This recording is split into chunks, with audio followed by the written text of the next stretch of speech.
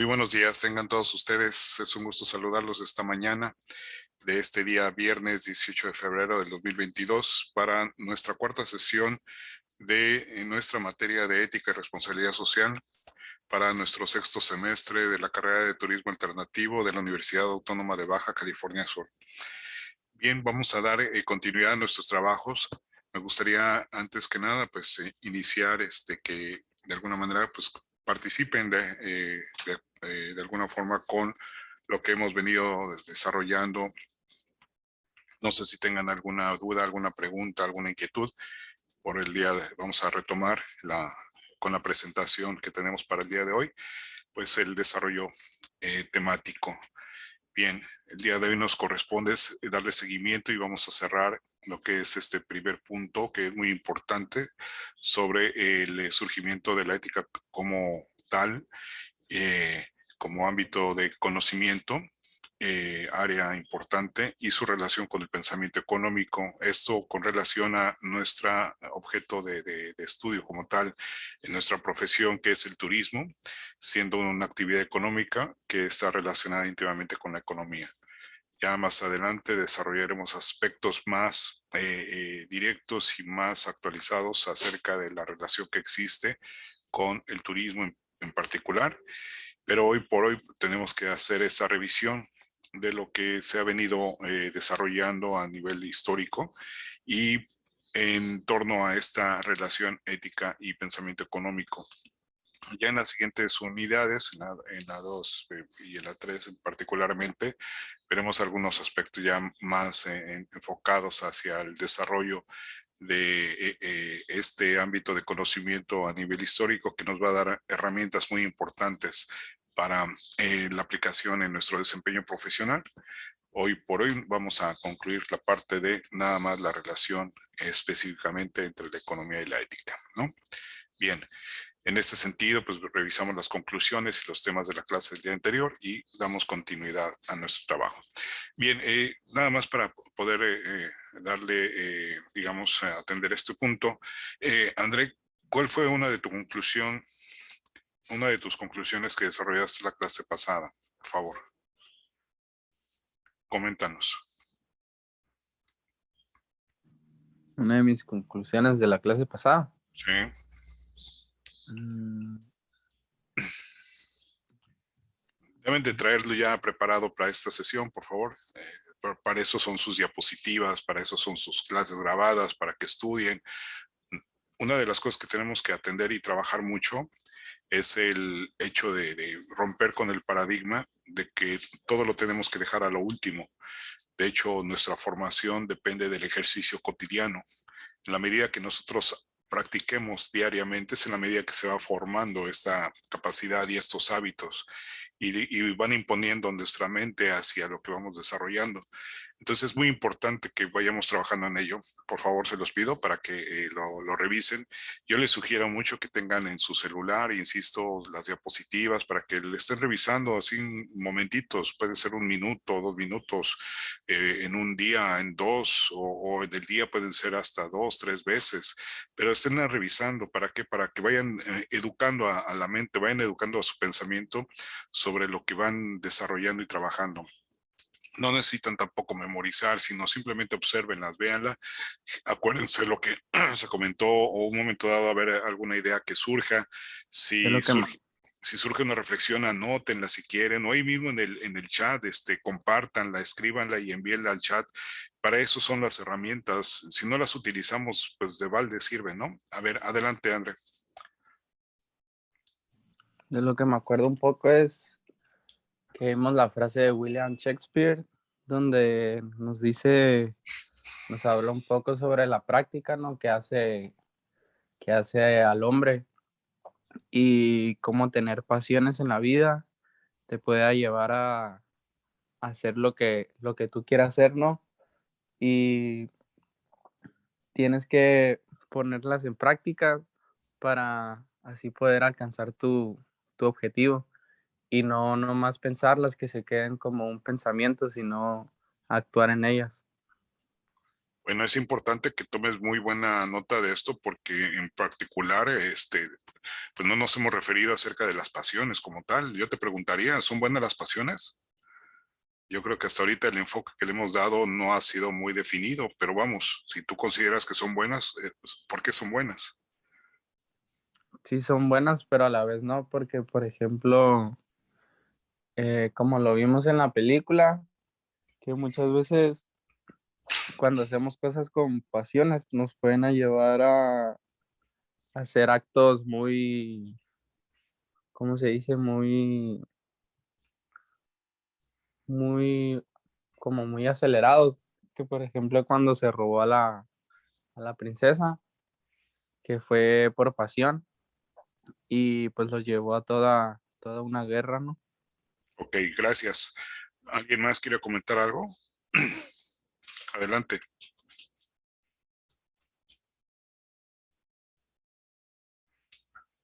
Yo, profe. Sí, adelante.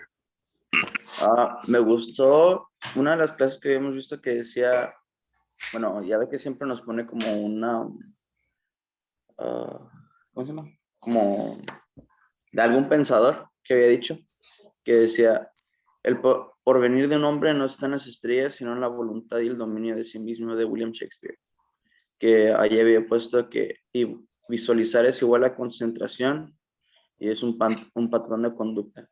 No sé, me gustó mucho esa, más que nada esa cita, porque hace ver que realmente el hombre puede llegar muy lejos si se lo propone y el límite de las estrellas. Y si una persona se visualiza y se concentra realmente y es determinado, puede llegar a lugares muy lejanos. Pues como podemos ver con todos los grandes hombres que ha pasado a través de la historia, como a Napoleón, César, a todos estos pues guerreros, por así decirlo, llegaron muy lejos por esa razón, por visualizar y poder concentrarse de tal forma de poder lograr lo que ellos buscan. Muy bien, buen punto, Rafael. De hecho, yo me hace recordar una frase que precisamente vi en una película. No sé si igual les sirva que lo puedan anotar y que lo puedan verificar. A mí me gusta mucho la saga de Star Wars a ustedes. Ojalá y pues igual les llame la atención. Pero en lo que fue la primera, el primer episodio, la primera, ya ven que empezaron primero por el 3 y acabó en el 6 y luego le dieron como que un giro y pasó de la saga uno a la 3, etcétera, ¿no? Cuando empieza todo. Entonces, todo empieza con pues con Anakin Skywalker, ¿no? Finalmente, en su caso, el niño, que de alguna manera era, de alguna manera, identificado o era el predestinado, según esto, ¿no? O el que tenía algún atributo en particular que iba a poner nuevo equilibrio a toda la galaxia, ¿no? Entonces, en este sentido, ¿cómo se le dice? Su maestro o la persona que lo identificó, lo descubrió, pues lo puso a ejercitar, a practicar. Y uno de los ejercicios particulares era precisamente tomar la espada, que era de láser, y ponían una pelotita que iba flotando así y se movía de manera, ¿cómo se llama? Zigzagueante en el espacio, ¿no? Y en el alrededor de él.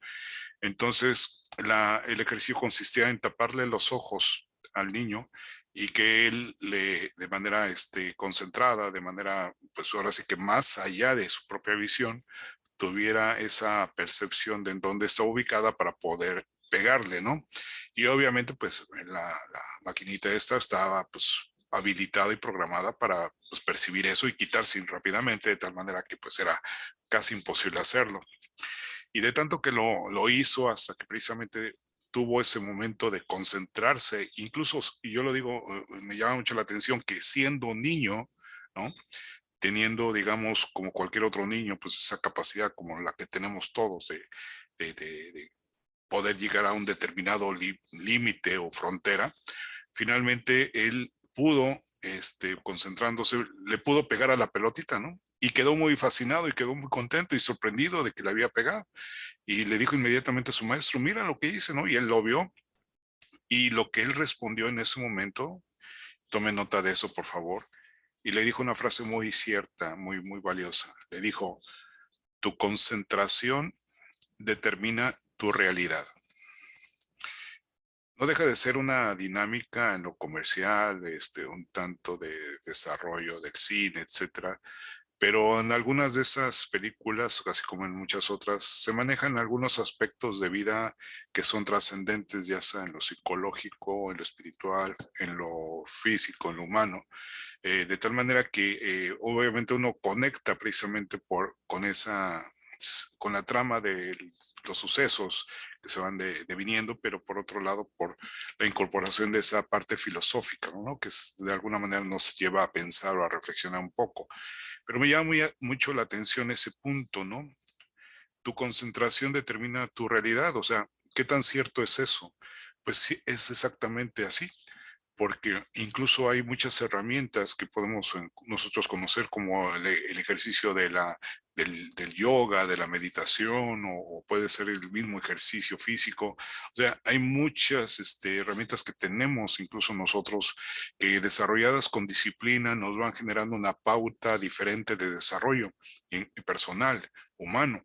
El hecho de que lo hagamos obviamente pues marca ya de alguna forma una pauta diferente de cómo disciplina nuestra propia vida y cómo la dispone precisamente para poder estar dispuesta de mejor forma ante la circunstancia e incluso hasta ante las oportunidades. Entonces, este punto, qué bueno que lo tocas, porque ciertamente nosotros a veces, como lo señalamos en la sesión, dejamos mucho pues digamos a las constelaciones, a los astros, a este orden natural, o a veces a nuestra perspectiva de religiosa, ¿no? Como el hecho de decir, bueno, pues pues ya vendrá una solución, o ya vendrá el destino, ya vendrán las cosas. Entonces es ahí donde nos preguntamos qué tanto es eso y qué tanto es precisamente la fuerza de tu voluntad, qué tanto es tu libre albedrío, el poder de tu decisión, qué tanto es el decir, hago esto o hago lo otro. Realmente eso estará determinado por las constelaciones, por el cielo, no lo sé. Hay una conexión precisamente entre tu destino con lo que estás haciendo. Realmente estaba programado esta actividad que estoy, por ejemplo, realizando el día de hoy, o realmente existe esta parte, ¿no? Que no es determinista y que de alguna manera pues es la propia evolución, y que uno mismo es el que va generando esta dinámica de casuística, ¿no? Concatenación de acciones o de relaciones, y que van derivando en determinados procesos. O sea, ¿qué será? ¿Será determinista o será una dinámica muy, digamos, muy variable, muy, digamos, muy que se va formando a partir de muchos factores, ¿no? Y van generando una fuerza en particular, ¿no? De hecho, el mensaje fundamental de esa saga, de ese tipo de películas, refieren mucho, ¿no? La búsqueda de la fuerza, ¿no? No hablan tanto de una entidad como Dios, sino van en el sentido de lo que es la fuerza, ¿no? La fuerza como ese elemento que finalmente orienta todo, y que va en el desarrollo de todo un sistema, de todo un orden, que es un tanto inestable, pero que finalmente busca un equilibrio, que busca una condición para desarrollarse.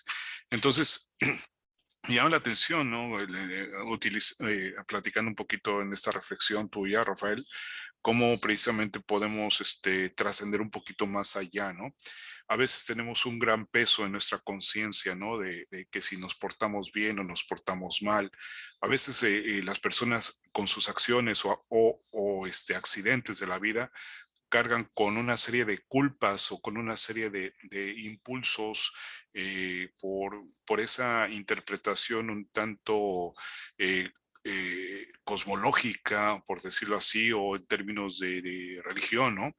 Y entonces ya las personas traen de alguna manera ese programado, esa sensación de sentirse de determinada forma, que los impulsa o no los impulsa.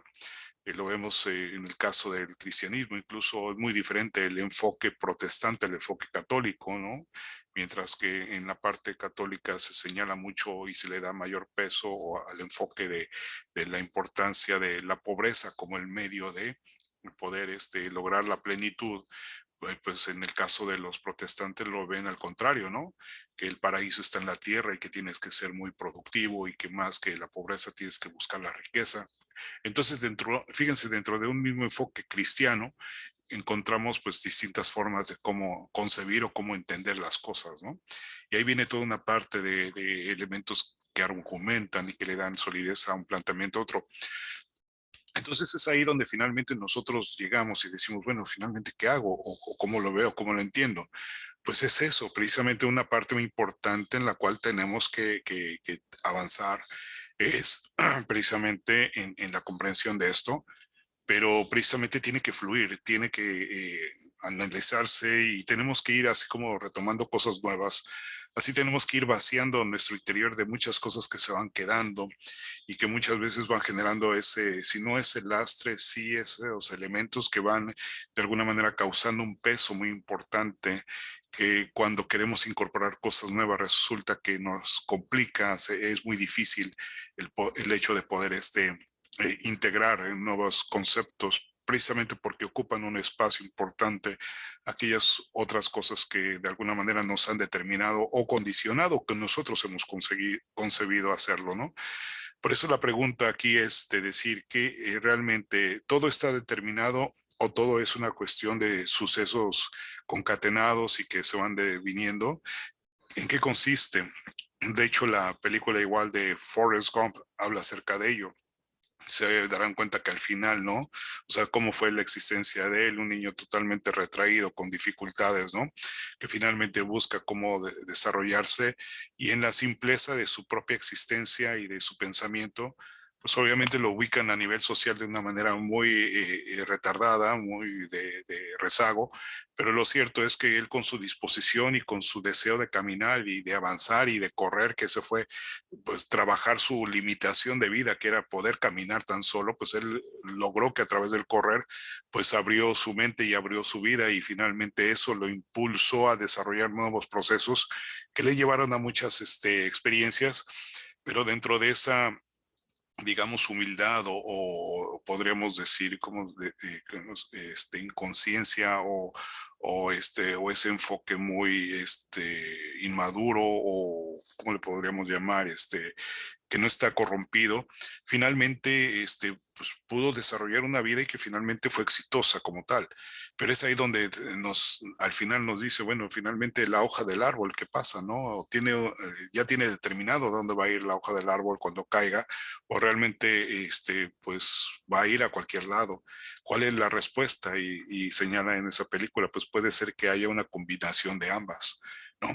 Lo cierto es que anótenlo por favor, sea cual sea el planteamiento, que finalmente nuestros teóricos, por eso hay que aprender mucho de ellos, por eso venimos a la universidad a aprender mucha teoría, porque es experiencia vivida y nos ayuda precisamente a que el día de mañana no cometamos errores que muchos cometen por la misma experiencia que tienen que hacer. Entonces tenemos que escuchar a nuestros teóricos, a eso venimos. Si no repasamos la clase, si no estudiamos lo que vemos en la sesión, se pierde una gran riqueza que nos sirve precisamente para capitalizarla y para nutrir y fortalecer esa preparación. Entonces, es ahí donde tenemos que definir eh, qué, qué es lo que tenemos que lograr, que alcanzar. Y anótenlo, nosotros venimos a descubrir, ¿estamos de acuerdo? O sea, nuestra función en esta vida es a descubrir, desde que nacemos en nuestra dinámica de experiencia, no es otra cosa sino descubrirnos primero a nosotros mismos, o sea, nuestra propia identidad, identificación, qué somos, de dónde venimos, ¿no? Cuáles son nuestros intereses, cuáles son nuestros sentimientos, qué nos duele, qué nos genera ese gozo tan grande, ¿no? Entonces la experiencia fundamentalmente se remite a eso, al vivir, ¿no? Y obviamente en esa dinámica debemos de entender que todo el conocimiento, así sean teorías, así sean dogmas, así sean a veces incluso sentido común, chismes, información que haya finalmente gravitando, no es solamente, sino elementos que de alguna manera debemos de tener la capacidad de entenderlos y darles un sentido y una orientación, porque tienen una función precisamente para ayudarnos a avanzar. Entonces, todos tienen un peso y uno sabrá ponderar, uno sabrá decir qué tanto sí o qué tanto no me ayuda, pero finalmente en esta dinámica de experiencia es útil de alguna otra forma, ¿no? Por eso es importante entender y abrirnos a ver, bueno, ¿por qué surgen las partes o esta dinámica insistente de querer ser bueno? Y porque también hay una insistencia también por parte de los seres humanos en actuar mal, en actuar de manera incorrecta. ¿Qué es lo que nos lleva a otro? Pues precisamente eso, ¿no? El deseo de experimentar, el deseo de vivir esta vida y obviamente encontrarle un sentido, ¿no?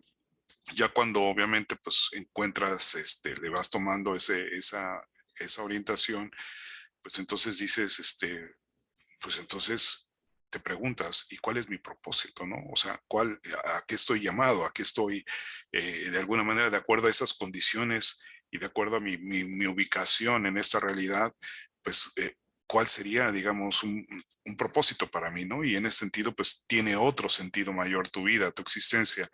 Cuando no encontramos un propósito, pues entonces estamos gravitando como lo hacen los demás animales, simplemente en comer, en reproducirnos, en tratar de disfrutar pues, lo que tenemos alrededor, pero en realidad no estamos haciendo mayor cosa que eso.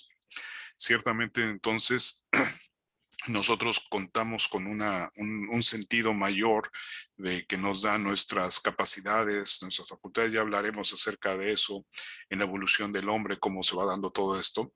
Pero ciertamente hoy por hoy tenemos que reconocer algo, ¿no? Que finalmente estamos ante una encrucijada que nos plantea, bueno, ¿en dónde está tu existencia, no? ¿Qué vas a hacer con ella? Por eso yo insisto mucho, tenemos que cambiar muchos paradigmas y no tanto porque abolirlos o quitarlos, no, van a seguir existiendo. Mientras la gente se conduzca de una determinada forma, estos van a seguir teniendo vigencia. Pero queda claro dentro del análisis de estas herramientas, como lo es la ética, así como tal, que obviamente el ser humano está llamado a hacer algo más y que obviamente sus herramientas le dan para poder trascender muchas otras cosas. Entonces nos posicionamos y nos descubrimos, así como esos grandes pensadores que en su momento han logrado ese paso importante, que nosotros también tenemos esa posibilidad de dar ese salto cuántico en nuestra existencia y poder lograr lo que nosotros hasta este momento quizás pudimos reconocer que no podíamos, estamos limitados.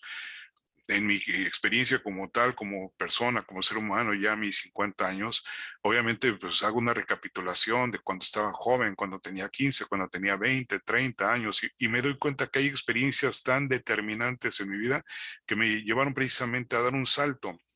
O sea, hay momentos muy específicos. ¿Y cuáles son esos momentos específicos? Cuando fue o una circunstancia muy fuerte, muy especial que me movió, pero que obviamente tuvo que venir acompañada de precisamente una reflexión, de un análisis. ¿Qué estoy haciendo y qué un momento dado que me presenta el poder hacer algo diferente? ¿Qué podría utilizar como herramienta? Y entonces cuando descubres esos elementos y ahora los incorporas en tu vida, pues entonces se convierte en algo, híjole, excelente porque conoces algo excepcional, pero anótalo, tenlo muy claro. Es tu descubrimiento, no es la imposición de ideas, de pensamientos. Simplemente estos existen, estos se han dado por parte del propio desarrollo de la humanidad. Pero el hecho de que existan no significa que tú ya los tengas integrados o programados en tu chip, en tu mente. No, tú tienes que lograrlos, tú tienes que alcanzarlos, pero va a ser tu propia experiencia, va a ser tu propia voluntad, va a ser tu propio ahínco por querer lograr algo, lo que te va a permitir ah, tenerlo o no tenerlo, Como hay desarrollarlo una frase, o no profe, desarrollarlo. Sí, hay una frase que me gusta mucho que dice, tiempos difíciles crean a hombres fuertes crean tiempos fáciles y tiempos fáciles crean a hombres débiles. por Y tiempos supuesto. débiles crean a hombres fuertes y vuelve el ciclo. Es una frase que me gusta mucho, como ahorita está diciendo usted, profe, pues la fuerza, ¿no? Que y que hay circunstancias en la vida que hace que hagas ese cambio, o que crezcas de tal manera o tengas un salto o evolucionar, por así decirlo. Claro, y vamos a ver que hay muchas cosas que podemos retomar y que podemos identificar de la propia vida y de nuestro propio ejercicio profesional, pero de nada sirve que estén ahí, de nada sirve, André Cielo, que tengamos la tecnología, de nada sirve que tengamos los libros, de nada sirve que tengamos un momento para reflexionar como este, que puede ser tan valioso, si finalmente, anótenlo, si finalmente la mente no está en disposición, si finalmente no estamos concentrados. O sea, de nada sirve que tú estés estudiando una carrera, la que tú quieras, la más productiva, la más que te lleve a ser muy rico, si no aprovechas el conocimiento que en él tienes que generar. Y el conocimiento no se logra a partir de la imposición. Acuérdense, la mente es muy versátil, la mente es muy grande, que puede memorizar, pero si no encuentra, anótelo, la analogía, la unión con otros conocimientos, si no logra esa parte de expansión a partir de la reflexión y de la práctica, pues lo único que pasa es que se va a perder y se pierde como muchos otros recuerdos que tenemos de nuestra historia. Entonces, si nosotros no tenemos esa capacidad de atención, si nosotros seguimos de alguna manera, como quien dice, ahorita nos toca, por ejemplo, tomar la clase a las 7, podría comentar y quizás habría algún compañero que pues, está todavía amodorrado y todavía está dormido, incluso podríamos ver que algunos todavía están en la cama, que todavía están ahí con la almohada. Esa no es una actitud que favorece, o sea, finalmente es una actitud un tanto, digamos, burguesa, ¿no? De decir, bueno, ya ahora que viene, no sirve de nada eso. Si no disponemos la mente, si no disponemos el corazón, si no disponemos la atención, con la atención, pues entonces estás perdiendo. O sea, finalmente de nada te sirve que tengas tu clase grabada, de nada te sirve que tengas diapositivas, de nada sirve que vengamos a trabajar e invertir una fuerza precisamente para poder descubrir cosas si finalmente tu mente no está en disposición. Entonces, teniendo las cosas, Rafael, queda muy claro, no vas a lograr nada. Vivirás engañado, vivirás confundido y pensarás que por el hecho de estar en un lugar ya eso te hace ser, y no es cierto. ¿Cuánta gente piensa en ese sentido? Porque yo estoy en un lugar, pues ya lo soy, porque tengo una determinada condición económica, es que soy así, y no es cierto. Finalmente, las condiciones se manifiestan y se manifiestan en el desempeño y en la forma de cómo se proyecta la persona. Y somos resultado de eso, de nuestras experiencias, cómo las asimilamos. Entonces, insisto mucho, si no venimos con esa disposición, yo puedo ser muy tolerante y fíjense, yo no vivo conflictuado con ustedes en decir, bueno, pues no prendes tu cámara, pues te voy a reprobar o sabes que no estás. Hay ya ciertas normas que tenemos que seguir precisamente para buscar cómo evolucionar en esta dinámica de trabajo. Y aún así muchos de ustedes todavía siguen en esa actitud de decir, pues no, pues me vale un pepino y yo sigo con mi cámara apagada, o sí, ¿sabes qué? Pues hay que siga la clase y yo estoy acostado, o sabes, lo único que quiero decirles es que no vamos a poder avanzar, no vamos a poder trascender ni aprovechar esta oportunidad. Entonces, ¿qué tenemos que hacer? Disponernos. Hay que disponer esas condiciones, esa capacidad, precisamente ¿para qué? Para descubrir, para trabajar, para desarrollar. Porque si nada más estamos esperando a que nos digan las cosas, a que nos establezcan qué es lo importante, pues entonces no estás experimentando y por lo tanto no va a entrar ni en tu mente, ni en tus hábitos, ni en tu corazón, todo lo que tú puedas conocer de esto. Y por lo tanto, ¿qué va a pasar después cuando estés en el mercado laboral o cuando estés en tu dinámica familiar o en tu dinámica de amigos o en cualquier otro momento? Pues vas a seguir siendo la persona que finalmente comúnmente has sido. ¿Por qué? Porque no has hecho conciencia de esos elementos y todo lo que te pueda aportar para poder crecer y mejorar tus relaciones, pues realmente no están funcionando. Es más, tiene que mejorar tu capacidad de hablar, tiene que mejorar tu capacidad de expresarte.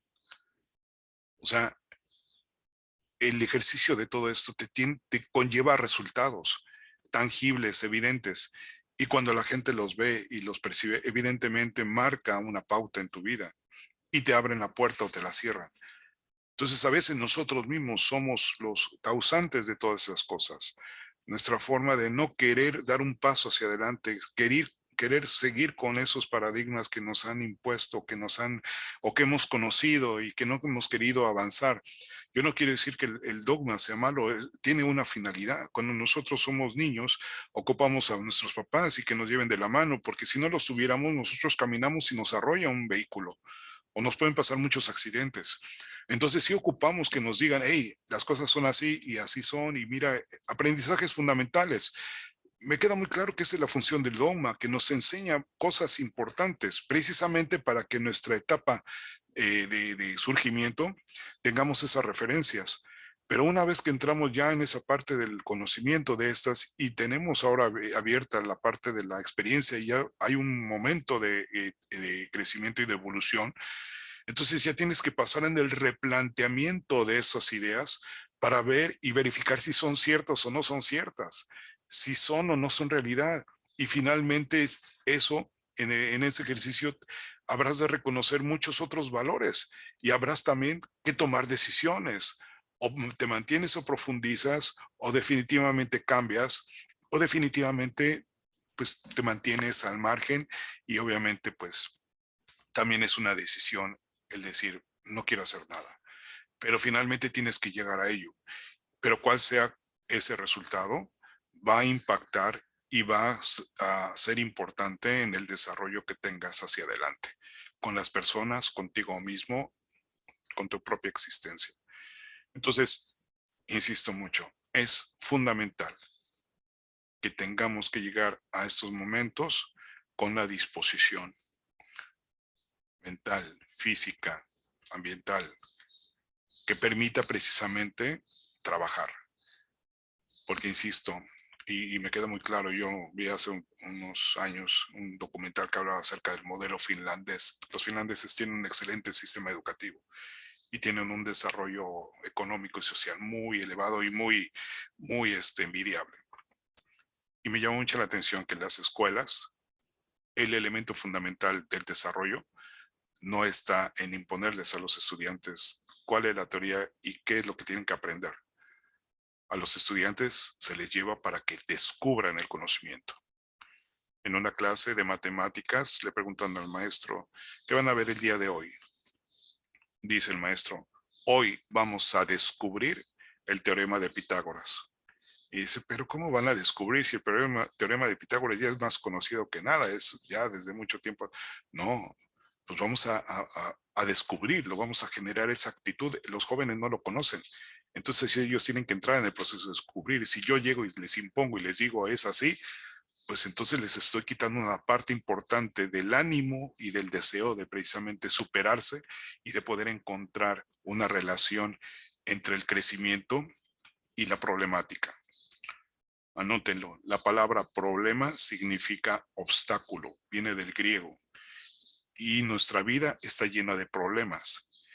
Y está llena de problemas porque nuestra existencia consiste en eso, en caminar. Y muchos de nuestros caminos, cuando surgen a partir de esa experiencia, es como cuando vamos abriendo brecha.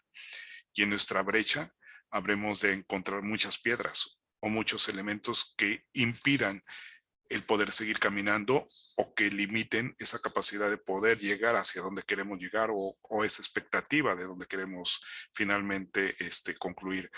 Entonces el problema nos replantea muchas cosas y debemos de tener una actitud precisamente ante los problemas, una actitud que nos lleve a trascenderlos, no a limitarnos, no a establecer posturas de rechazo o simple y sencillamente de crítica, y no la pasamos más hablando de nuestros problemas que aplicándonos ya no digamos en la solución, sino en el manejo de los mismos problemas. O sea, a veces es más grande un problema que precisamente lo que logramos al trascenderlo. Ya platicaremos acerca de ello. Pero hoy por hoy, esto, Rafael, que has mencionado, es fundamental y tiene que llevarnos a eso, a disponer a nuestra mente, disponer nuestro corazón, disponer nuestro espacio, para que finalmente existan esas condiciones que nos permitan trascender el conocimiento y empoderarnos a través de él. Y que precisamente ese elemento empieza a figurar como, anótenlo, como una nueva luz que proyecte nuestra existencia y que obviamente irradie a la gente, le llame la atención. ¿Y por qué es así? ¿Y por qué actúa de esta manera? Y mira, ¿quién es? No es como los demás. Esta persona, híjole, tiene algo, tiene un don. ¿Quién se lo dio? No, es derivado de su capacidad y de su eh, disposición. Y puede ser gente muy humilde, gente que incluso no tenga tanto talento, tanta inteligencia. Ya vimos Forrest Gump. Pero simple y sencillamente invirtiendo lo que tienes en la disposición de caminar, en la disposición de avanzar, vas a encontrarte con una serie de experiencias que te van a nutrir tu vida y la van a orientar hacia buen puerto. Entonces es ahí donde queremos vernos. ¿Qué va a surgir después de esta experiencia, Ellen? Ya me estoy viendo como esa persona que ha logrado trascender, esa persona excepcional que logra de alguna manera establecer una forma de cómo hacer las cosas de manera diferente, con ese liderazgo y con ese deseo apetecible de mucha gente por tratar de imitar o por tratar de saber algo más de ello para poder seguir de alguna manera o que sea un referente de vida. Entonces, tenemos que encontrar la luz que le da el sentido a esta existencia. Somos luz, hay luz en nosotros. Por eso no podemos permitir apagarnos con tanta depresión, con tantos problemas. No podemos permitirnos apagarla con esa actitud equivocada de no venir dispuestos a los momentos en los cuales se nos convocan para poder trabajar y poder trascender muchas cosas. No es posible. Tenemos que hacer algo y obviamente depende de nuestra disposición. Fíjense qué tan simple, qué tan sencillo, pero qué tan fundamental y trascendente es la disposición. Sin ella no hay nada y con ella podemos tenerlo todo. Si quieres ser feliz, dice Einstein, átala a una meta, no a una persona o a un objeto. Creo que es muy importante esto y tiene mucha relación con lo que estamos platicando. Nuestra sensación de felicidad, decimos, ¿cuál es el objetivo de esta vida, Ellen? Híjole, pues, ¿cuál será? Pues vamos a descubrirlo. Sí, claro, hay que trabajar mucho, pero finalmente te va a llevar a algo, a la felicidad. Eso es el elemento fundamental. De hecho, para Aristóteles lo vamos a ver en el planteamiento que a mí en lo particular me gusta mucho de él, pero es el que ha desarrollado de manera más interesante el conocimiento, el ámbito de la ética. No obstante que fue Sócrates, incluso Platón desarrolló un poco de ella, pero finalmente quien lo consolidó en esa antigüedad fue Aristóteles y decía claramente, la ética sirve para solamente una cosa, hacer al hombre feliz. Y decíamos, pues, ¿cómo? O sea, pues ahí está el punto, descúbrelo, o sea, tiene tantas herramientas que puedes tú desarrollar y te va a llevar a esto. Entonces el objetivo, si lo vemos en un sentido más simplista, es hacer que esta existencia valga la pena, que esta existencia te otorgue esos elementos de poder trascender. Ahora nos podemos preguntar, ¿y cuánta gente que vive en la pobreza o en la opresión o vive no es feliz? Pues, finalmente hay gente que vive incluso esclavizada, niñas que han sido robadas de pequeñas y han sido sometidas incluso a la prostitución y a muchas otras cosas. Podemos decir, y esa gente puede ser feliz, esa gente realmente tiene la posibilidad de serlo.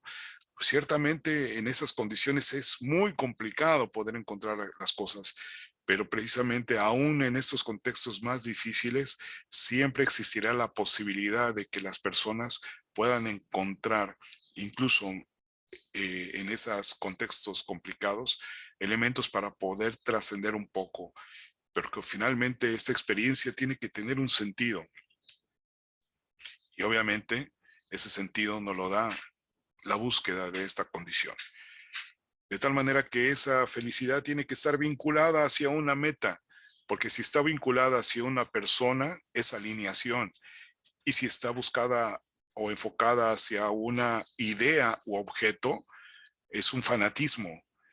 Es la falta de no tener y abandonarse a eso de manera sin límites, pero que finalmente no te permite ser persona, no te permite emanciparte, ni crecer, ni ser una persona equilibrada y obviamente sana. Entonces, de alguna otra manera tenemos que pensar y reflexionar en tantas cosas, pero evidentemente nos lleva a esto. Tenemos que enfocarnos hacia nuestras metas, tenemos que enfocarnos hacia nuestros objetivos. Como lo vimos en la clase de ayer, ¿a dónde vas? Jesús de Nazaret le pregunta a Pedro, ¿y a dónde vas? ¿Qué estás haciendo? ¿Qué te pasa? O sea, no se supone que tú eras el que me seguía a mí, no se supone que tú eras el que más me amaba, el que más me conocía, el que daría la vida por mí, y vas huyendo. O sea, ¿qué te pasa? ¿A dónde vas? ¿Qué estás haciendo? O sea, yo te he otorgado, yo te he concedido la posibilidad de que estés más cercano, de que vivas más la experiencia de esa cercanía, de ese amor particular. Y aún así, fíjate, ¿qué estás haciendo? ¿Hacia dónde va tu rumbo? Esa es la pregunta fundamentalmente. ¿Hacia dónde vamos? ¿Cuáles son nuestras metas? ¿Cuáles son nuestros objetivos? Pero no podemos entender la meta y el objetivo si no estamos precisamente ubicados, anótenlo. Este círculo significa ubicación. Para poder saber realmente hacia dónde vamos, tenemos que estar bien ubicados, bien posicionados, bien firmes en donde estamos pisando. Porque si no estamos bien ubicados en esto, estás equivocado hacia dónde vas. ¿Estamos de acuerdo? Cualquier camino es bueno y obviamente no cualquier camino te lleva a tu plenitud o a tu realización, y menos porque no lo has hecho consciente. Todos los días, Ellen, Rafael, todos los días estamos como los arqueros, la chica del arco, este joven hasta con corbata, todos los días estamos apuntando a un lado, porque queremos atinarle a ciertas cosas, queremos buscar ciertas metas, perseguimos ciertos objetivos, pero el hecho de que nosotros podamos tener la posibilidad de darle al centro y no darle de manera errada alrededor o aproximarnos, implica también no tan solo ver con claridad la meta, hacia dónde vas, no es tan solo tener bien posicionado en donde te encuentras, sino también ocupamos qué tan consciente eres de tu sentido de vida, de dónde vienes, qué es lo que te ha hecho. Cuando me he encontrado así con algún estudiante, en alguna ocasión se me acercó alguno o algunos y me dicen, oye, pues yo la verdad es que no le encuentro, tengo un problema muy serio, muy fuerte, tengo un vicio tremendo, eh, no puedo, me cuesta mucho trabajo, yo intento, quiero, yo sé que esto me va a sacar adelante, el estudio, la perseverancia, pero de pronto me vuelve a llegar ese pensamiento invasivo y otra vez vuelvo a caer y no me deja y me siento ya muy cansado, ya me siento a veces incluso desesperado, me siento abrumado, me siento muy deprimido porque no puedo lograr y además me siento con mucha culpa, o sea, yo mismo no estoy logrando y me siento que tengo una gran responsabilidad y estoy tirando a la borda tantas cosas, tanto esfuerzo que están haciendo mis padres, tantas ilusiones puestas en mí y finalmente yo estoy actuando de manera muy inconsciente. ¿Qué puedo hacer? Pues eso, revisa tu conciencia, revisa tu pasado, revisa esos momentos de felicidad que has llegado a tener para que eso se conviertan en anótalo, en una fuerza, porque esa es tu sustancia. Tienes que reflexionar qué ha pasado hacia atrás. Tienes que recordar esos momentos bellos que has tenido y que han significado algo para poder encontrar nuevamente esa fuerza que te catapulte hacia el logro de ese impulso, ¿no? Esa fuerza que te lleve a caminar, que te lleva nuevamente a retomar el camino. Siempre vas a encontrar condiciones, obstáculos o circunstancias que te anoten lo que te hagan apetecible desviar el objetivo. Tú mismo te vas a generar un sentido de indulgencia a veces equivocado en el decir, ay, hoy me permito esto. Ay, finalmente soy ser humano. Ay, a la borda con todo eso. O sea, ya, hay que descansar un poco. Pero muchas veces en esa actitud, pues terminamos y perdemos la referencia que hemos seguido. Yo no digo que finalmente tengas que descansar y que tengas que experimentar, e incluso a veces hasta, pues uno se porta mal, como dicen, ¿no? Pues claro, tienes que experimentar, pero no hagas de esos errores pues ahora sí que el decir, pues es que así es y ni modo ya. Es más, me desentiendo, soy indiferente ante muchas cosas, porque lo único que me generan es dolor, es referencia de no logro, y la verdad, ya estoy harto. Pues precisamente esa situación te va a llevar a errar más, a desviarte más. Esa es la situación que los antiguos veían como eso, como el pecado. O sea, el pecado no es tanto hacerle en contra de Dios, ¿no? Hacerle, pues sí, tiene un sentido religioso, pero finalmente esa desviación al quien te está haciendo daño es a ti, quien te está arruinando tu vida es a ti, quien te está generando falsas expectativas es a ti, a quien está afectando en tu dinámica de relaciones a ti, a los demás que tienen contacto contigo.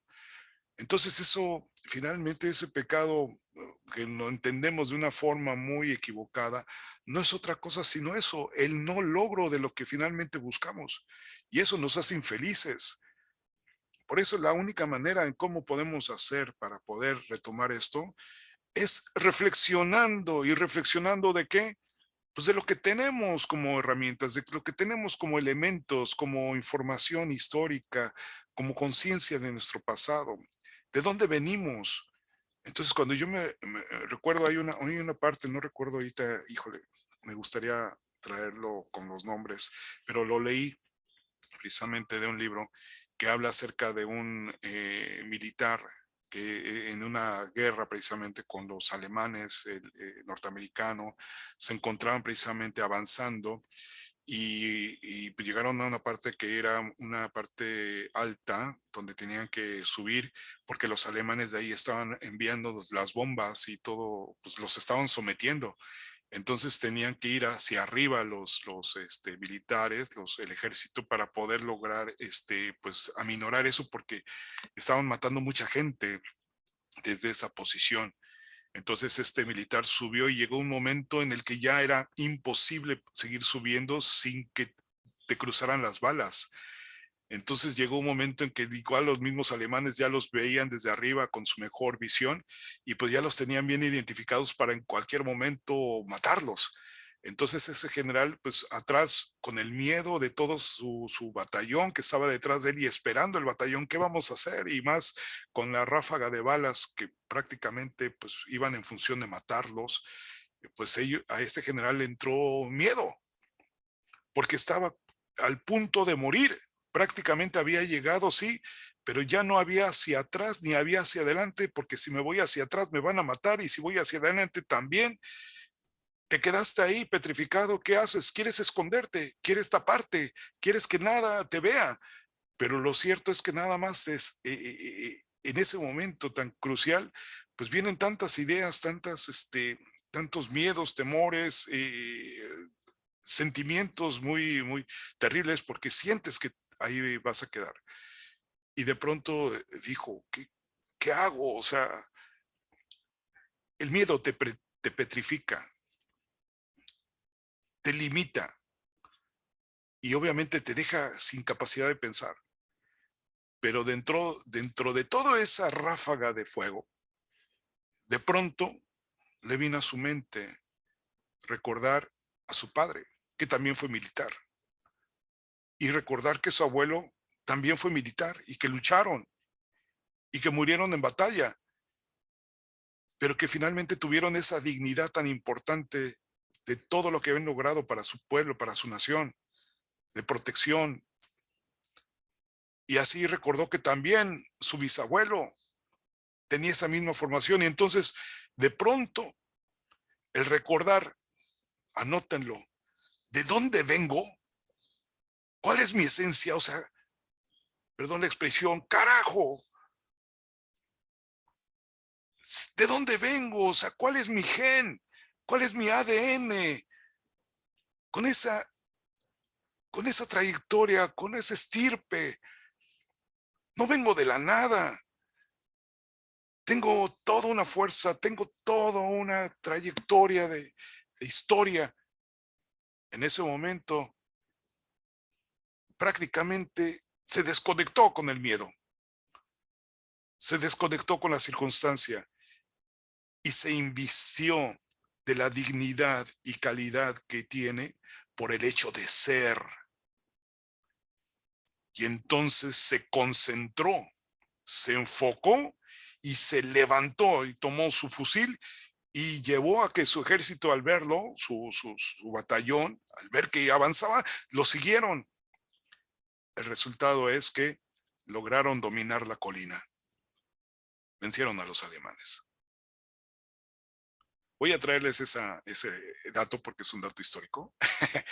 y ahí viene narrado precisamente la experiencia de este militar, cómo fue. Profe, ¿no es de Medal of Honor eso que acaba de platicar? No recuerdo ahorita, pero se los traigo, ¿sale? Pero capaz si tenga relación con lo que tú dices. Pero les voy a traer porque de algún lado lo vi. Y ahí tengo el libro donde lo leí. De hecho, me gusta mucho la lectura, pero a veces, híjole, me quedo más con la experiencia. A veces no me gusta mucho la memorización. Saben que yo era muy bueno para memorizar. De hecho, soy bueno para la memorización. Pero fíjense, a mí tuve una experiencia que no me gustó y dije, no vuelvo a memorizar.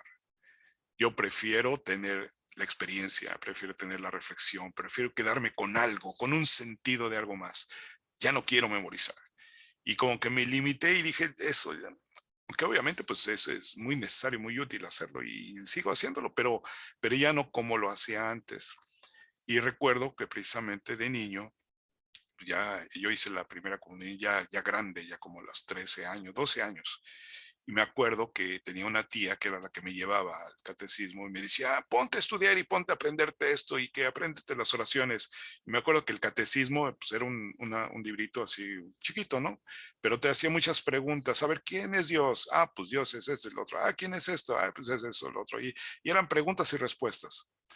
Pues nada más para decirles, para llegar ahí, me puso a estudiar mi tía y me sentaba y me decía, no te vas a levantar de aquí hasta que me lo digas y te lo aprendas de memoria. Pues yo lo memoricé todo, me lo aprendí así tal con punto y coma, todo. Pues dije, pues es lo que, pues adelante. Entonces cuando yo llego al día del examen y veo a los demás niños y veo al padre de todo esto, me di cuenta que pues era el niño más preparado.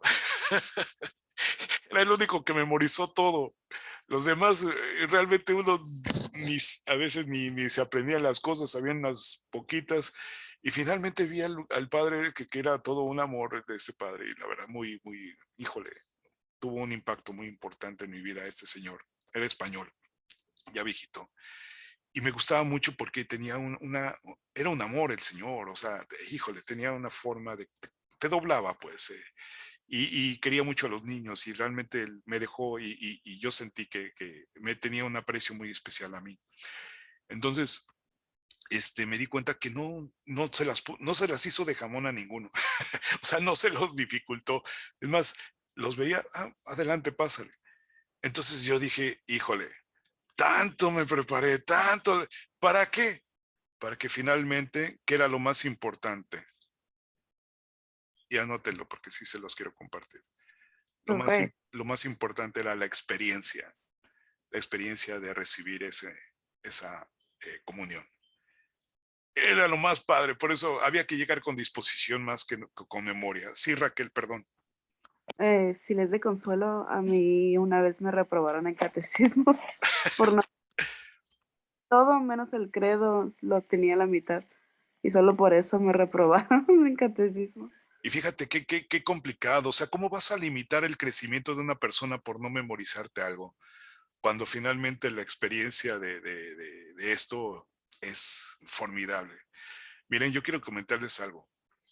Yo he desarrollado, le verán ahí mi currículum que se les mandé, ya les comenté, ¿no? 170 clases, materias, en todos mis más de 22, 25 años de maestro. Ha sido mucho, pues no en tanto tiempo, bueno, sí son 25 años, pero son muchas materias, 170, ¿no? Pero la que más he disfrutado, y se los puedo decir con todo, es precisamente un curso, el único que he dado en primaria, porque nunca he dado en primaria, y en una ocasión precisamente dando clase en un colegio, cuando empezaba apenas a dar clase, pues las madres sabían que yo fui seminarista, entonces faltó ¿cómo se llama? El catequista, ¿no? Que les daba moral. Y me dice, oiga, venga para acá, ¿nos puede ayudar con el grupo? Le digo, sí, ¿cómo no? ¿En qué? ¿Cuál es? No, pues es moral. Dije, chin, pues, bueno, pues si le sirve, pues yo le entro, ¿no?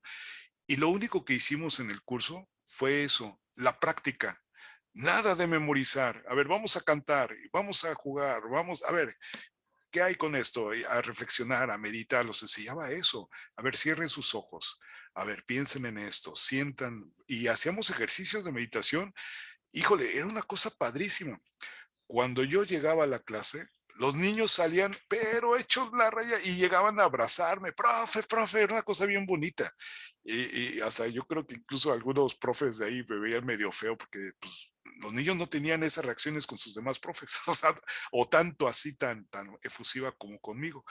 Pero curiosamente, pues igual por grillas, pues ya no pude seguir dando ahí, porque me decían, es que no es normalista, es que además ni es monje ni nada. Entonces, pues no, ¿para qué? No, ya no. Y yo ya no me quise meter en broncas, yo seguí lo mío, ¿no? Entonces, pero ciertamente fue el curso más bonito porque hacíamos eso, práctica, la praxis, la praxis. Bien. Por eso les digo, es muy importante, ¿no? Nuestras experiencias, no me tocó ser judío, no me tocó ser budista, pues capaz y hubiera sido muy bueno. Pero lo que me hubiera tocado lo hubiera aprovechado si tuviera este mismo nivel de conciencia que tengo, o esta disponibilidad, o esta forma de cómo ser. Seguramente me hubiera metido hasta el fondo, hasta siendo árabe en el Islam, y con el Islam no lo sé, pero lo que tienes, anótalo, es tu herencia, es lo que te dieron tus padres, es lo poquito, lo mucho. Si tú te pones a decir, ay, no, es que eso no me gusta, me hubiera gustado otra cosa mejor, pues, pues espera tantito, o sea, estás en función de algo que finalmente no te consta. Y lo curioso es eso, que lo que tienes no lo aprovechas. Tienes que aprovechar lo que tienes, lo poquito, lo mucho, pero aprovéchalo, sácale jugo, y eso te va a llevar a riquezas importantes. Y no piensas que la neta tuya es la neta del planeta. No es cierto, hay muchas cosas más.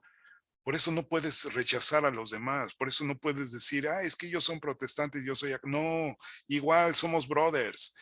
O sea, esa persona que tiene problemas, ese ladrón, narco, pues es un ser humano igual que tú, igual, y qué difícil, ¿no? Porque ellos tienen una perspectiva de muerte, híjole, choca contigo, pero finalmente son seres humanos. O sea, hay que entender un poquito más de eso. Es difícil, y más aún, toma nota de esto, es más difícil perdonar, y más al que te ha hecho daño. Imagínate la gente que han matado. Qué difícil es perdonarle a alguien el hecho de que alguien haya matado a un hijo tuyo, por ejemplo. Son circunstancias de la vida, ¿no? Pero ciertamente tu vida, tu existencia, tiene que trascender muchas, y no puedes vivir amarrado de esa forma. Entonces, es ahí donde tenemos que hacer, privilegiar a la mente, privilegiar la atención, privilegiar la reflexión, privilegiar la meditación, el contacto con tu corazón, porque estás llamado a sacarle el provecho a esta vida. No puedes hundirte en estas circunstancias que finalmente te llevan ¿a qué? A la muerte. Bien, vamos a plantearnos ahora el enfoque, ¿no? Vamos a salir pasemos a analizar este tema, que es donde viene la relación con el pensamiento económico, ¿no? La economía como tal, aquí viene, Aristóteles es el primero que acuñó el tema de la economía. Y fíjense, Aristóteles fue el que consolidó el análisis y el desarrollo de la ética, ¿no? Es el referente de la ética. Y curiosamente, es el primero que desarrolló el planteamiento de la economía. Entonces, ¿qué nos está diciendo esto? Tome nota, Christopher, hay una relación entre ética y economía, hay algo. Aunque vamos a encontrar ahorita con lo que vamos a analizar, pues qué es lo que ha pasado a nivel de historia, ¿no? Y cómo a veces no hay tanta relación. Entonces vamos a platicar acerca de eso, pero fíjense, el que acuñó el primer término de economía, el que vio a la economía, anótenlo, cómo debe de ser la economía. ¿Y cómo debe de ser la economía? Eso, verla como una casa y como una administración de lo que tienes. La economía es administrar tus recursos, tus capacidades, tu producción, toda esta dinámica. O sea, la economía no es buscar riqueza. La economía es hacer que las cosas no falten en casa, hacer que todos dispongan de los recursos necesarios para aprovechar lo que tenemos y que tenemos que cuidar. Fíjate, por eso de ahí viene la importancia del turismo alternativo, ¿no? El cuidado de la sustentabilidad, ¿no? De nuestros recursos naturales, el aprovechamiento adecuado de ellos. O sea, tiene que ver con este enfoque aristotélico, el cuidado de lo que tenemos y obviamente su aprovechamiento. Y va contrario a lo que nosotros vemos hoy en día, que como es pues, la explotación de los recursos, la búsqueda de la riqueza por la riqueza misma, el dinero como elemento, como categoría económica fundamental de vida, ¿no? Para muchos seres humanos. O sea, ese es el planteamiento, ese es el origen de la economía. ¿Queda claro? Por eso hay que entenderlo, cómo se conciben las cosas. A veces uno lo concibe de manera adecuada, pero se van degradando, se van deteriorando conforme. ¿Por qué? Porque a veces no tenemos la disposición ni la capacidad de poder encontrar un sentido y queremos buscar otros fines y terminamos distorsionando el desarrollo o el orden que este nos refiere. En la definición aristotélica encontramos, uno, el ámbito de la sustentabilidad, fíjense, y no tan solo de la sostenibilidad. Entonces, aquí esto tiene mucha relación con su profesión. Concepto aristotélico tiene relación con lo sustentable. Otro, la condición de equilibrio como fundamento de orden. Vamos a ver en particular a Aristóteles. Su planteamiento fundamental precisamente es, anótelo, el equilibrio. Entonces, es el orden, es la condición de orden de nuestra naturaleza, el equilibrio. Y es de ahí incluso de donde nace la economía también como ciencia, el equilibrio. De hecho, la economía es fundamentalmente todo va en función del equilibrio. O sea, lo que analizamos, pues precisamente son cuestiones que gravitan en torno al equilibrio, la crisis, la estabilidad, la política económica, el desarrollo productivo. O sea, todo va en función de qué? De establecer condiciones que nos permitan mantener la sostenibilidad y esta es bajo un orden y nuestro orden es el equilibrio, ¿no? El manejo de los recursos disponibles, ¿qué vamos a hacer con ello, no? Ya lo referí ahorita, ¿no? La casa, la visión de la apropiación de lo que tenemos, el cuidado de lo que debemos tener como de lo que tenemos. Y obviamente los límites que impone a nuestra condición humana el orden. O sea, el tener cuidado, el tener respeto de este orden natural, de este orden económico, de estas relaciones que se dan de manera armónica, son importantes para poder precisamente valorar la propia existencia humana. Tengan muy claro esto. O sea, la economía no es crisis, la economía no es riqueza, la economía o el desarrollo de una actividad productiva no va en función de nada más explotar los recursos y sacarle un provecho y obviamente un sentido de apropiamiento. O sea, nos tiene que llevar a la generación de condiciones de armonización de los procesos. Y esto se va a dar a partir, anótenlo, de la manera en cómo fundamentemos las relaciones económicas y los términos de negocios para que estos se mantengan y puedan ser más benéficos para todos. Solamente así podemos lograr equilibrio y estabilidad. De lo contrario, pues vamos a generar mucha friccionalidad, mucha violencia, mucho arrebato, mucho el querer, precisamente lo que hace que la economía sea muy friccional, anótelo, precisamente es ¿cómo se llama? La simetría en la información. Hay gente que guarda muchos secretos y mantiene cierta información que no maneja con los demás y eso le da una ventaja con respecto a los demás. Y a veces, pues prácticamente pues se les anticipa, ¿no? De hecho, una de las cuestiones que nos busca precisamente el manejo de esta área económica es la anticipación, pero muchas veces lo enfocamos de manera inadecuada. La anticipación como medio para poder obtener de primera instancia el beneficio y entonces acaparamos.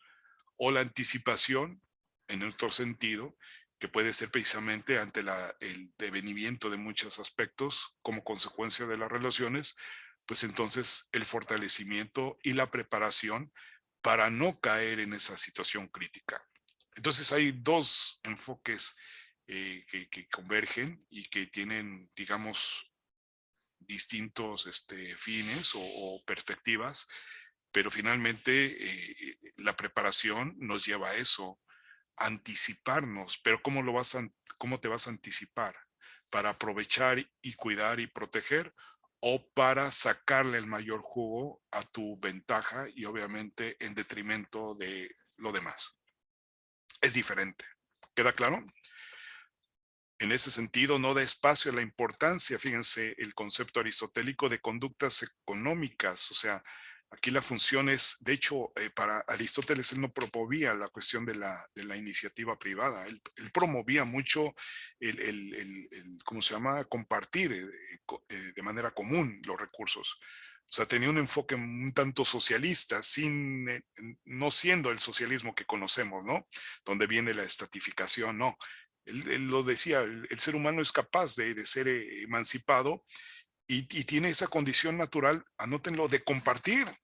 Claro, los seres humanos compartimos y nos gusta compartir, ¿no? Compartimos la cerveza, compartimos la carnita asada, compartimos muchas cosas y nos hace sentir feliz, contentos, ¿no?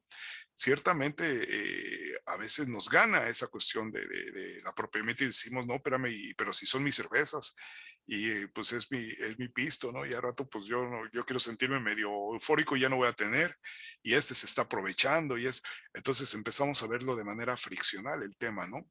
Pero ciertamente no nos enfocamos a esas conductas que ya surgen después en el análisis, en el desarrollo, ¿no? De la propia disciplina. Dice, la frontera de posibilidades de desarrollo productivo, pues obviamente no son amplias y no se ven como un límite, ¿no? También en aquel momento, pues habían ciertas condiciones, ¿no? Acuérdate que era griego y acuérdense que era griego y como tal, pues los griegos pues tenían cierta condición social, ¿no? No eran esclavos y sí tenían esclavos que hacían lo que ellos no hacían para que ellos pudieran dedicarse a otras cosas.